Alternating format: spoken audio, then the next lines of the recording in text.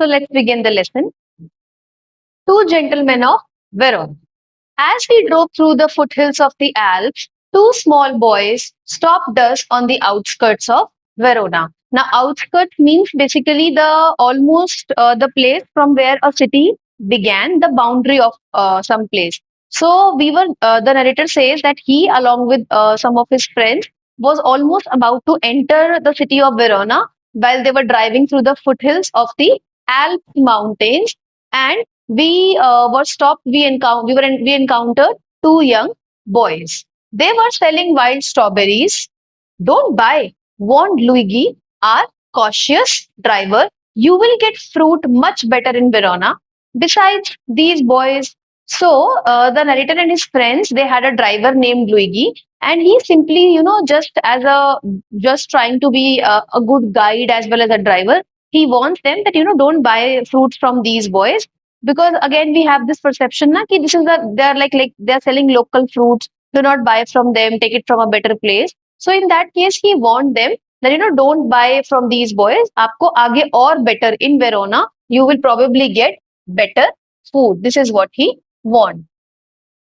And one thing important here is to note what were these boys doing? They were selling wild strawberries. This is the very first work you will see in the story, that they will be performing many different works, and this is one of them. He shrugged his shoulders to convey his disapproval of their shabby appearance. Shabby in the sense that, they were probably dressed up in a dirty manner or like not too clean.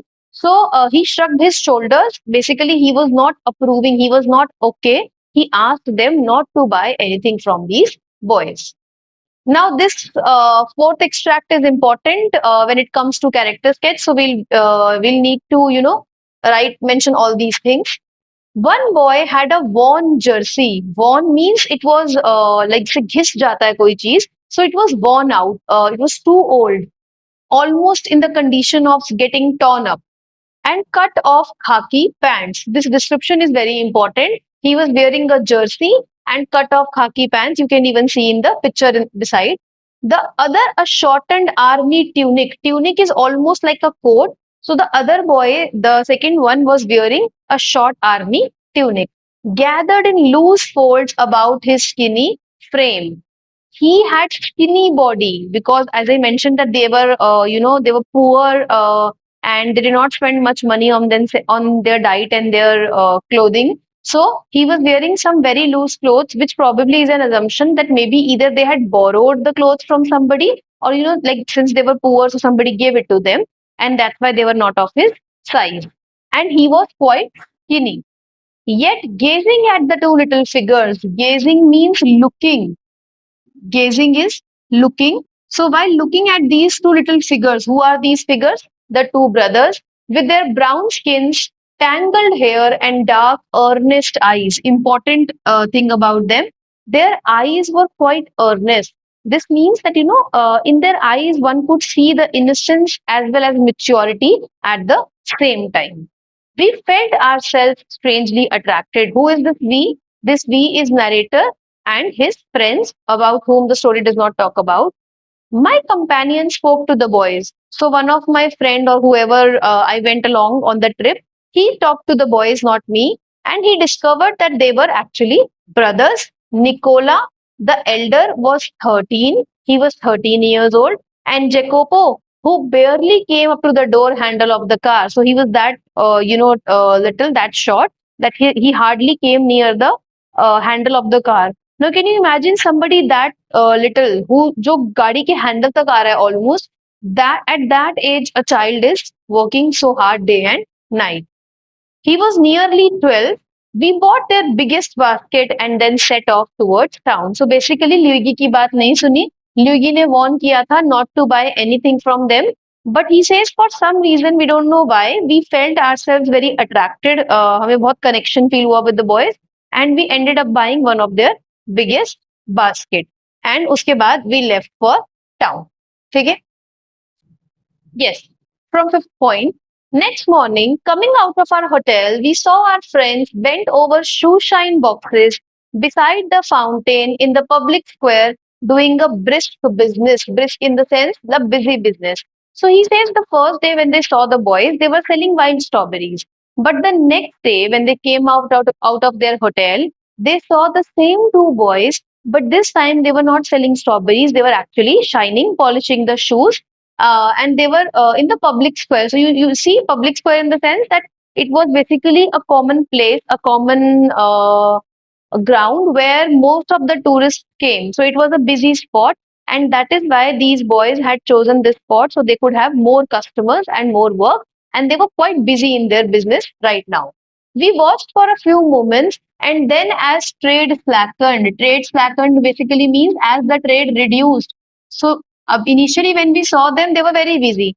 But जैसे जैसे उनका थोड़ा business थोड़ा कम हुआ, when people went away after getting their work done, we went to them and they greeted us with friendly faces. The point I mentioned in the beginning, that they were always friendly, always had a smile on their faces. I thought you picked fruit for a living, I said. So the narrator told them that I thought tum to fruits बेचते हो. How come you are doing this work now? Nicola, the elder brother, he answered, we do many things, sir. He answered seriously. He glanced at us hopefully. He looked up to us. Why hopefully? There could be a question from this extract. Why were they hopeful? Basically, since they make money mainly out of tourist people, so they looked at the narrator and they hoped, that maybe he will give us some work to do, so we could get some money in return. So he looked at us hopefully. Often we show some visitors through the town to Juliet's tomb and other places of interest. So they are revealing their third work that they do, that we also show visitors around the town, which simply means हम guide की तरह भी act करते हैं. And that's why they looked at narrator while saying this, because they hope कि maybe he's also a tourist, so maybe he will also hire us as a guide and we can show you some places of interest in this city. And Juliet's tomb ka as such there is no significance. It is just one of the famous places in Verona. All right, I smile. You take us along. And you see, narrator might not actually need a tourist guide, but since he was very much fascinated by these two boys, that's why he had bought a basket of fruits yesterday. And today he even agreed to go with them. 10th, as we made the rounds, my interest was again provoked by their remarkable demeanor. Another important quality about them, which shows that they were gentlemen, their demeanor, the way they carried themselves, their external personality, it was quite remarkable. This is what made them look like a gentleman. Again, this 10th extract is also very important. They were childish enough and in many ways quite artless. एक तरफ वो childish भी थे, you could see this innocence and this bubbliness on their faces. At the same time, they were very artless. Artless in the sense that they were quite serious when it came to them. Jacopo was lively as a squirrel. I even mentioned this. He was very active, the younger brother. Nicola had a steady smile, means he always had this smile on his face, and which was quite engaging too. Yet, in both these boyish faces, there was a seriousness far beyond their years. Another important extract of the story from where a long question probably can be asked, that even though they looked very innocent and they looked very, quite childish and quite boyish, but still they had this seriousness which was far beyond their age. In the week which followed, we saw them frequently, for they proved extremely useful to us if we wanted a pack of American cigarettes or seat for the opera or the name of a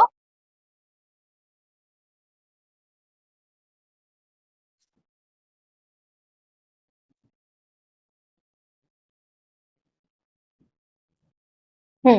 Or the name of a good restaurant, Nicola and Jacopo could be relied upon to satisfy our need. So he says in the next week, so probably he stayed there for almost a week. He says we started to see them more frequently और ज़्यादा हमें वो रोज दिखने लगे, and they even proved extremely useful to us in many ways. How? See, the first work was that they sold wild strawberries. The second one was that they shoe shine, polished the shoes basically. The third revealed so far is that they acted as tourist guide. They showed people different places of interest. Apart from that, if we wanted a pack of American cigarettes or seats for the opera or the name of a good restaurant, they had they could be relied upon. We could trust them. So basically, they did every single thing. If you want cigarettes, if somebody wanted some kind of a newspaper, some kind of clothing recommendation, or probably a good restaurant recommendation, they basically knew it all, and they even helped the tourist to know about it, and even arrange tickets for the opera show. And they could be relied upon means they could be trusted to satisfy our needs. So they were that so you see that they are basically trying to do every possible work that they can to make money as much as possible. What struck most was their willingness to work. So you see, for to become successful at anything in life, one thing which is most important, I believe, is willingness. If you are interested, if you are trying, if you are okay, if you are ready to take the risk, to do the hard work, to put in all the effort, only then one can achieve success, no matter the circumstances. So they, despite being orphaned and homeless and dealing with such amount of hardships, they were still willing to work at such a young age. Jahan bache, nowadays are busy with their phones and everything. At this age, they were working all day and night. During these summer days, under the hot sun, they shined shoes, they sold fruit, they hawked newspapers, they conducted tourists around the town and ran errands. 12th point, another most important one, एक short question यहाँ से आ सकता है. They can ask you about what all works, what all jobs did the two boys perform. So it's mentioned कि even in the hot summer days, even in such a tough weather, shoe shining भी करते थे, fruits भी बेचते थे, newspapers also they used to sell. They even became a guide showing the tourists around the town and ran other errands as in other external outdoor course for people. They used to perform whatever people asked them to. One night we came upon them in the windy and deserted square, resting on the stone pavement beneath the light. So the narrator says now, while he was there, one night it so happened that today the square, that particular area where they used to do all their works. It was quite windy and quite deserted. Khali tha ekdam. It was isolated. Deserted is that there was nobody present there, resting on the stone pavement beneath the lights. So the narrator is surprised that it's night. It's almost about to be midnight. There's not even a single person on the street on the square. So what are these boys doing there, sitting on the pavement near the lights? Nicola sat upright. Even though he was tired, he was still sitting straight, and he had this bundle of unsold newspapers laying at his feet. Jacopo, the younger brother, his head resting upon his brother's shoulder, was asleep. It was nearly midnight. So the younger one is almost asleep, uska kandhe pe sahara lekar, and the elder one is sitting there. Why are you out so late, Nicola? This is asked by the narrator. He says, waiting for the last bus from Padua. We shall sell our paper when it comes in. Must you work so hard? You both look rather tired.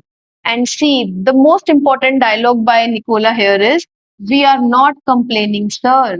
So the narrator was literally surprised to see them that from early morning, it's almost near midnight now, and they are still working, not sleeping. And even at this point, the brothers, they are waiting for a bus to come because they are left with one final bundle of newspapers that they have to sell.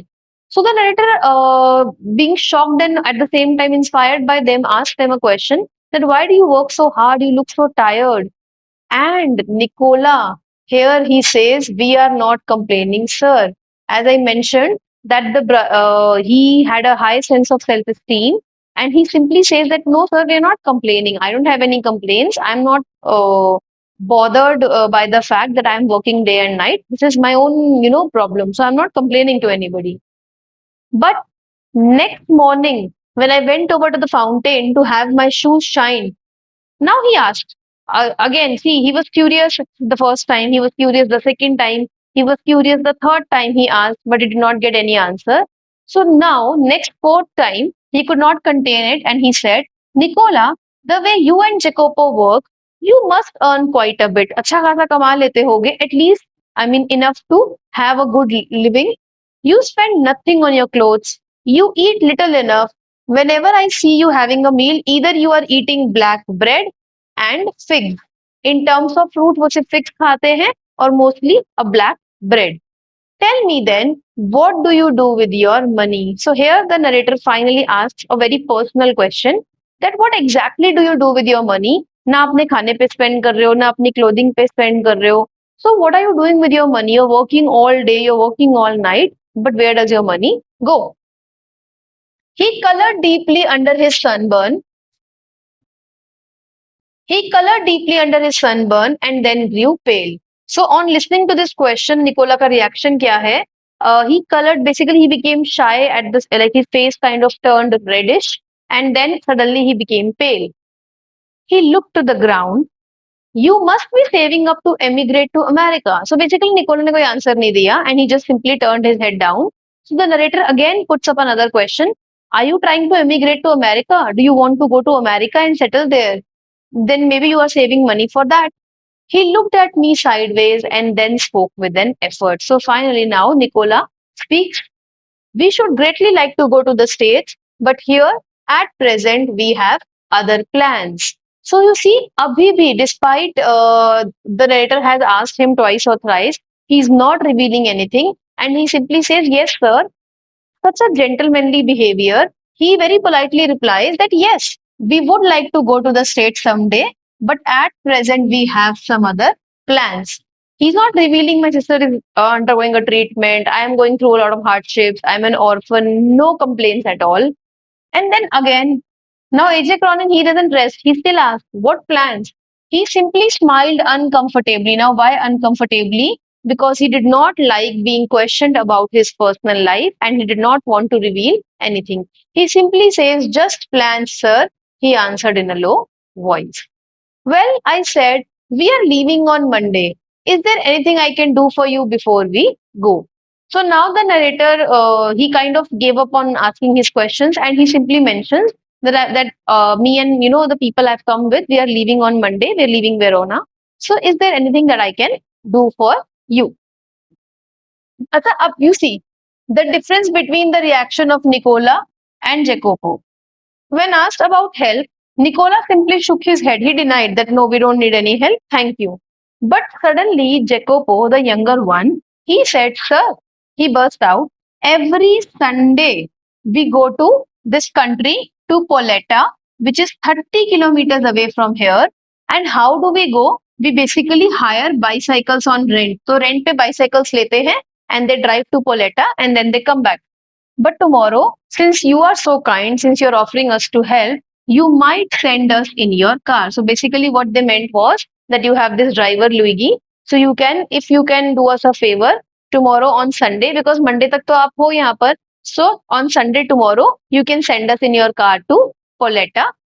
I had already told Luigi he might have the Sunday off. However, I answered, I'll drive you out myself.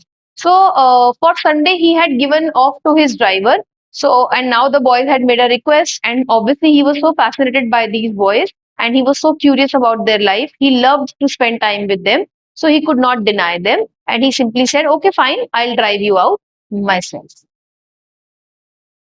Now, when he made this statement, when he made this offer, there was a pause. Why? Nicola, the elder brother, did not like the fact that his younger brother had actually asked for help from somebody else. Nicola was glaring at his younger brother in vexation. So basically, he was not at all happy, and he was nearly angry and frustrated at his brother because he was not revealing anything. But Jacopo had asked for such an important favor to go to Pauletta, and this he knew could reveal a lot about their lives. We could not think of troubling you, sir. Even at this point, Nicola again intervenes and says that no, sir, I'm sorry, and we cannot trouble you any further. So the narrator says, no, no, it won't be any trouble. I am happy to help you. He bit his lip and in a rather put out tone, he said, very well. Put out, again, the meaning is mentioned, offended or annoyed. So he was annoyed अब क्योंकि younger brother ने बोल दिया है and narrator has even agreed to. So he can't be forcefully saying no every time. So he simply says that, okay, fine, all right. So the next afternoon, which is Sunday, They drove to this tiny village set high upon the hillside. Now you think about one thing. Two boys dressed how they were, poor and working so hard, barely eating anything, sleeping on the footpath. Now, if they ask you to take them somewhere, what kind of a place would you imagine? Probably some poor village, some, hut like a house or something like that. But what the narrator sees, he's extremely like surprised and taken aback because the place that they actually take him to, it's a very beautiful, posh area. So I imagined that our destination would be some humble dwelling. So what he imagined was that there could probably be some old kind of a house, some kind of a hut or something. But directed by Jacopo, we drew up at a large red roofed villa. Drew up means basically we stopped at. And what was the place that they actually went to? It was a red roofed villa, not just a house, but it was a villa surrounded by a high stone wall. I could scarcely believe my eyes. Scarcely here means rarely. I could hardly believe my eyes, and before I could even recover breath, my two passengers had leaped from the car. So इससे पहले मैं कुछ कर पाता, मैं accept कर पाता, मैं soak in कर पाता, the boys had even jumped out of the car. I hope the story is clear till here.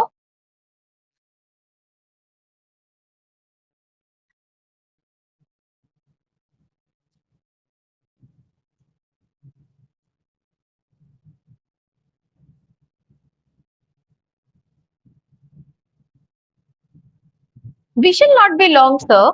Perhaps only an hour. Maybe you would like to go to the cafe in the village for a drink. So you see, इतना दूर पोलेटा तक ले आए हैं, and even now they are not offering the narrator to accompany them along inside the villa, and they are simply offering him and giving him suggestions that perhaps means maybe.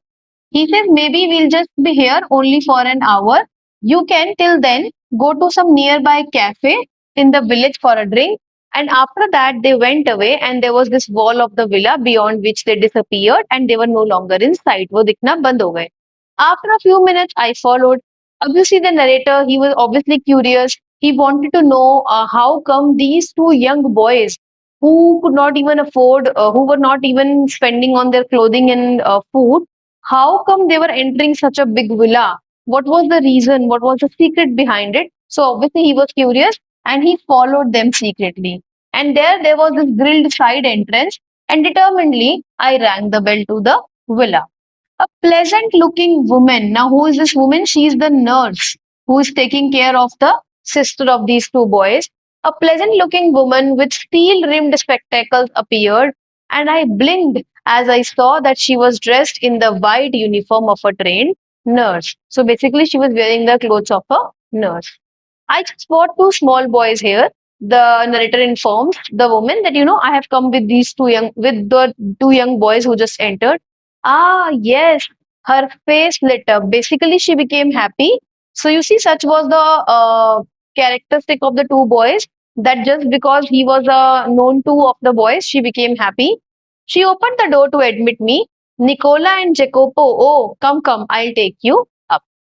She led me through a cool tiled vestibule. Vestibule simply means like a corridor, some lobby or passageway inside the villa, into the hospital. For hospital, the villa had become. So basically, it was like a villa. It was a villa, but inside it was turned into a hospital because obviously their sister Lucia was admitted there. At the door of a little cubicle, the nurse paused. So finally, they came to that particular section where the sister was present. So the nurse paused there, put her finger to her lips, and with a smile, bade me look through the glass partition. So basically, I was not allowed to go inside, or probably you can say he did not go inside. And there was this glass partition kind of a place from where everything inside the room was visible. And she finally led him there. The two boys were seated at the bedside of a girl who was about 20. So these two young brothers, they were sitting, as you can see in the image, which is accompanied, and they were sitting next to a girl She was somewhat around 20 years old, propped up on the pillows, wearing a pretty lace jacket, listening to their chatter. Her eyes were soft and tender, and one could see at a glance her resemblance to her brothers. Moreover, there was a vase of wild flowers on her table. There was a dish of fruit and several books. You see all the details I have underlined. Now contrast every single thing with the life of Nicola and Jacopo. They lived on the footpath. They slept on the footpath. The sister had pillows and a proper comfortable bed to be on. They ate black bread and figs. She had a complete dish of fruit. They hardly had any time for pursuing external hobbies. She had several books next to her. Moreover, their eyes were serious and they had this responsibility on visible on their faces. The sister's eyes were soft and tender. She even had wild flowers next to her, and the boys wore torn and tattered and shabby clothes, where she was wearing a pretty lace jacket.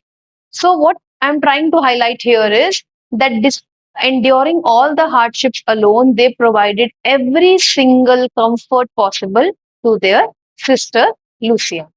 Won't you go in? The nurse murmured. She slowly asked him, like that, wouldn't you go in? Lucia would be pleased to see you. But he did not go in. Why? As we studied in the beginning, he was inquisitive, but he was not nosy. He did not want to interrupt and enter uninvited because obviously the boys did not want to reveal their secret. So he let them have the liberty of thinking that he did not know anything. I shook my head and I turned away. So basically, now the entire picture was clear to him. He knew half of the story by now, that why they had been working so hard, that probably they are saving for their sister's treatment. This is what he understood. I felt I could not bear to intrude upon this happy family party, but at the foot of the staircase. But again, he's curious. Obviously, he still wants to know ki, where are the elders, where are the parents, why the boys have to work so hard. He is still not aware ki kya hua, what is the story.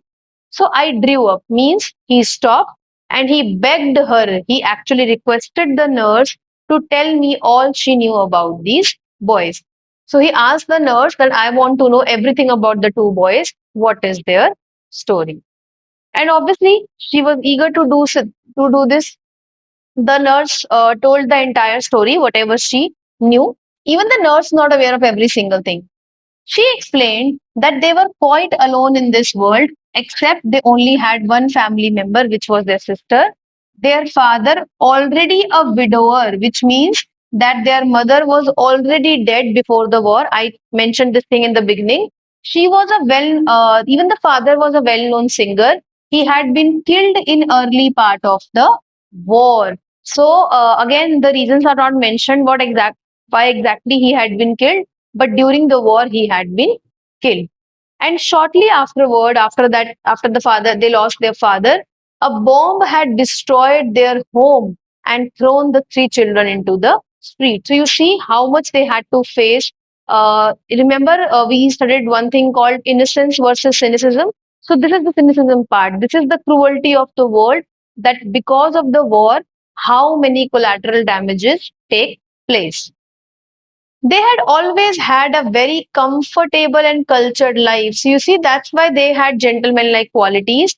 Because before all of this happened, these boys, probably till the age of 5 or 6 or 7 years, or probably 8, they always led a very comfortable and cultured life.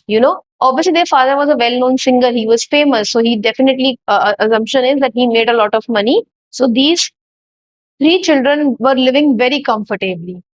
Even Lucia, she had herself been training as a singer. She's mentioned to be of 20 something years old. So even she was undergoing a training to become a singer in the near future.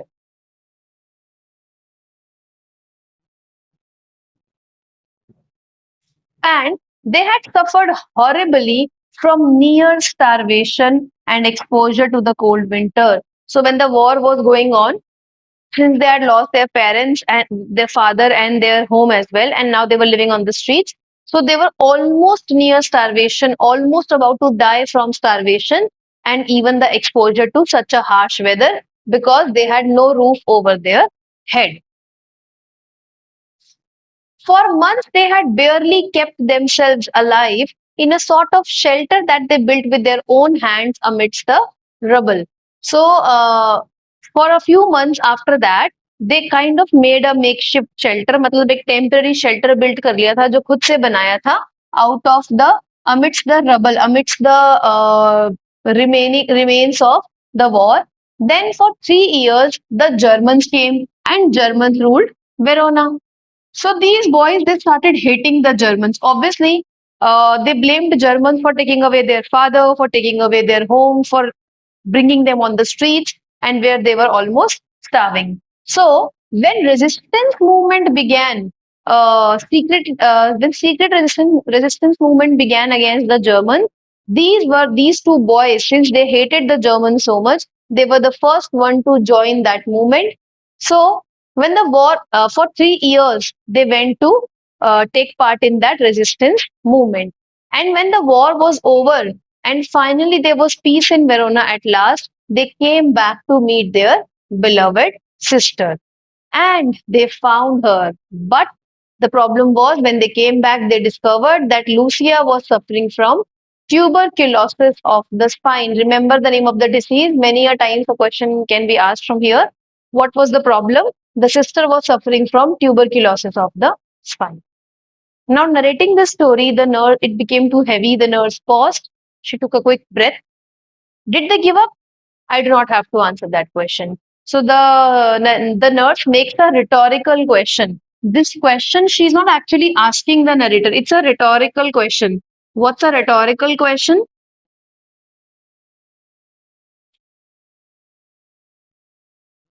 Rhetorical question is the one that you are not asking in with the intention of getting an answer. It's simply a way of communication. So she says to the narrator, "Did they give up?" I don't even have to answer the question because the reality is obvious. Everything is in front of you. You can see for yourself. They brought her here. They brought the sister here in this villa. They even persuaded us. Persuaded means they convinced us. You see, obviously they had no money, so how could the sister have been admitted in such a luxurious villa? They convinced us to take her into the hospital in the 12 months that she has been our patient. So it is almost been 1 year since Lucia has been bedridden and she's suffering from TB of the spine. That she has made good progress. TB is quite a difficult disease to tackle with. So it's almost been an year when she has been suffering from TB and she has been getting this treatment here. There is every hope that one day she will walk and sing again. But there is hope. Presently, she is bedridden. Despite such less amount of hope, the boys continue to pay for her treatment and they're even hopeful that one day she will be better. Of course, everything is so difficult now. The food so scarce and dear. We could not keep going unless we charged a fee. But every week, Lucia's brothers have made their payment. She added simply, I don't know what they do. I don't even ask. Work is scarce in Verona, but whatever it is, I know that they do it well. So, as I was mentioning in the beginning, uh, that even the nurse, even she is not aware exactly of what these boys do because they do not even tell. You see, even the nurse does not know. So narrator तो obviously was a stranger, उसको तो बताया ही नहीं होगा. So even the nurse was unaware. And she says कि अब इतना कुछ difficult. अच्छा, there is one more question here, which comes to the reader's mind कि if they were so poor and they were living in such extreme difficulty, then why could they not give some discount on her hospital treatment fee, or why could they not treat her for free? So that is what the nurse answers, that everything is very difficult, even the food is available in a very limited quantity because ये post war की story है, post world war की. So remember that this is already a very difficult time, mentally and emotionally and physically in every sense that you can imagine. And plus they have their own personal problems to deal with, Nicola and Jacopo. So the nurse says even the food is very rare and we cannot keep going unless we charge the fee. Of course, she says, even this is a hospital, even we need money to continue this service. So we could not admit her for her without a fee. But every week, every Sunday, they come and they simply come and they make their payment. She says, I don't know what exactly they do. I don't even ask because I know work is very less in Verona. But one thing I know is whatever work they are doing, I can know for one thing for sure, that they are doing it really well. Yes, I agreed. They could not do it better. So even the narrator agrees that yes, definitely, whatever they are doing, they couldn't do it any better. They're already working so hard. So, conclusion of the story. He says, I waited outside until the boys rejoined me. So he came back to the car and he did not even reveal to the narrator, to the boys, that he knew everything about them. He simply pretended to be waiting in the car. They sat beside me, not speaking. For my part, even I did not say a word. I knew that they would prefer to feel that they had safely kept their secret. So he knew they wanted to keep their secret, so even I did not reveal anything to them. Yet their devotion had touched me deeply. So basically, at this point, the narrator, he's inspired by the two boys. War had not broken their spirit. Another most important line from this story is that even the war, moreover, the hardships that they endured, moreover, the difficulties, the problems, the uh, turbulences of life, nothing had broken their spirit. They were so determined to make their life better that despite the fact that they had every reason to give up, they just simply did not. Their selfless action kind of brought a new nobility to human life. So they had become an inspiration not just for me, for the entire humanity. And this gave a promise of a greater hope for human society. So looking at them, looking at their struggle, looking at how they managed their life, the narrator AJ Cronin feels that they had kind of given a new hope to the society to live in a better way. So I hope the story is clear. I hope the explanation is clear. Themes, character sketches, and the message are the most important part of this story. And whatever the lines I have made you mark as important, definitely read about them and do not skip them at all. See you in the next lesson.